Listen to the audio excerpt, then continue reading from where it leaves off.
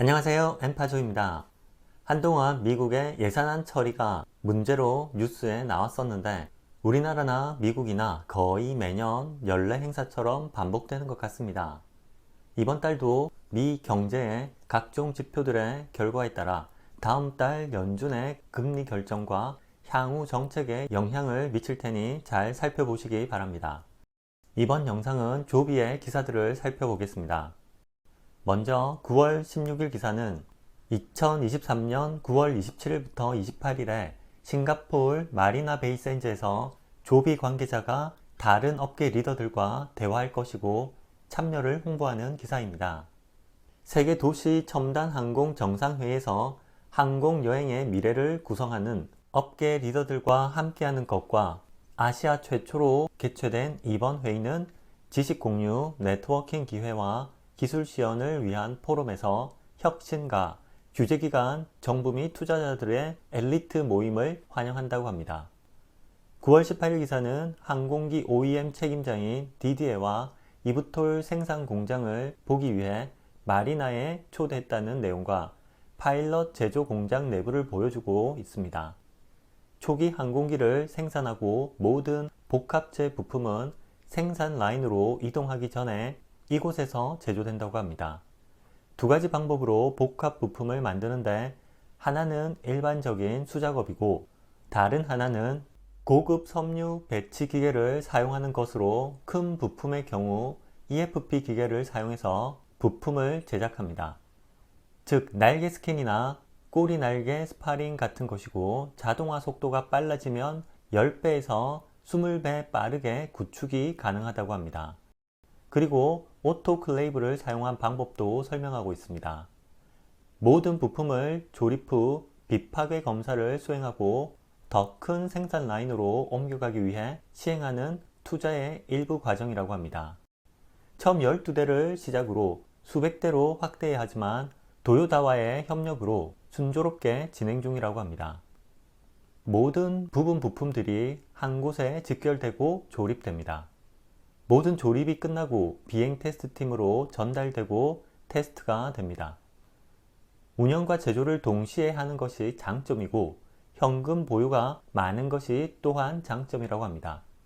그리고 다른 18일 기사에는 10시에 오빌라이트의 고향인 호손힐에서 중요한 이정표를 기념하는 것과 함께하고 생방송으로 방송되니 시청하라는 내용입니다.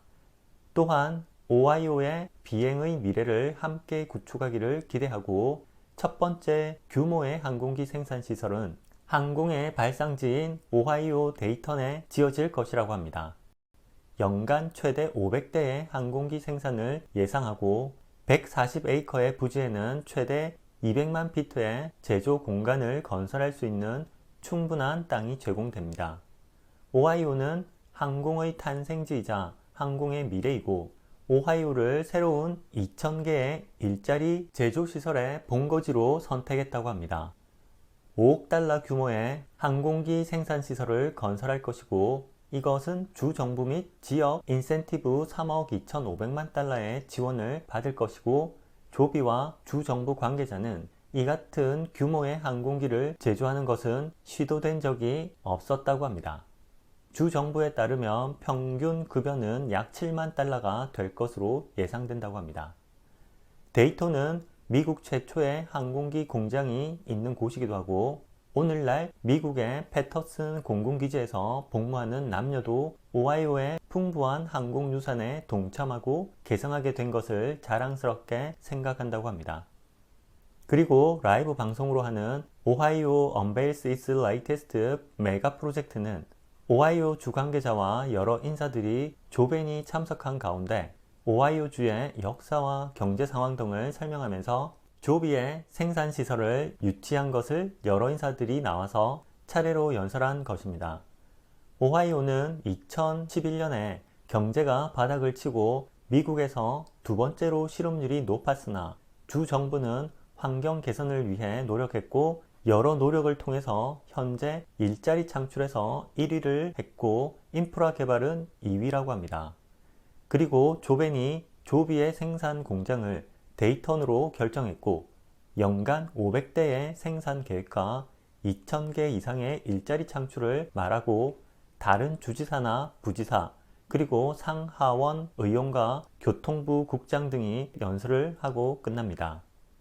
오하이오가 조비 생산시설에 가장 적합하고 패터슨 공군기지도 있고 라이트 형제의 고향으로 항공산업의 출발이자 미래라고 말하는 내용입니다. 9월 20일 기사는 생방송 내용과 같은 내용으로 조벤의 연설 장면이 나와 있습니다. 9월 21일 기사는 100년간 데이터는 항공혁신의 리드였지만 대규모 항공기 제조업체를 유치하는 데는 항상 비켜갔다고 합니다. 그러나 이번에 그 열망은 실현되었다고 말하고 있습니다. 9월 23일 기사는 최근에 합류한 생산 책임자가 델타와 우버 같은 파트너사와 함께 정기 항공 공유 네트워크에 대해 이야기하고 NYC 지역에서 이동성을 향상시킬 것이라고 합니다. 9월 24일 기사는 조비 엔지니어가 연례 커뮤니케이션 포 세이프티 컨퍼런스에서 2,000명 이상의 참석자들에게 이보톨 운명이 오늘날의 영공에 안전하게 통합하는 방법에 대한 비전을 설명하고 이보톨 항공기 설계뿐만 아니라 국가 항공 시스템에서 도심 항공 운영법도 이끌고 있고 조비에는 수많은 놀라운 여성들이 각자의 분야에서 리더인 것에 자랑스럽다고 합니다. 다른 기사는 KUAM 그랜드 챌린지에 파트너 및 투자자와 함께 참가하고 도시교통을 위한 조비 항공기의 능력을 보여주기 위해서라고 합니다. SKT와의 협력 체결은 예전에도 발표한 내용이고 내년에 비행 시험을 통해 조비의 항공기를 한국의 도심 항공 이동 분야의 발전을 지원하는 데 사용할 것이고 2023년 6월 SKT의 조비 투자 지분에 이어 양사 간의 협력이 강화되었습니다.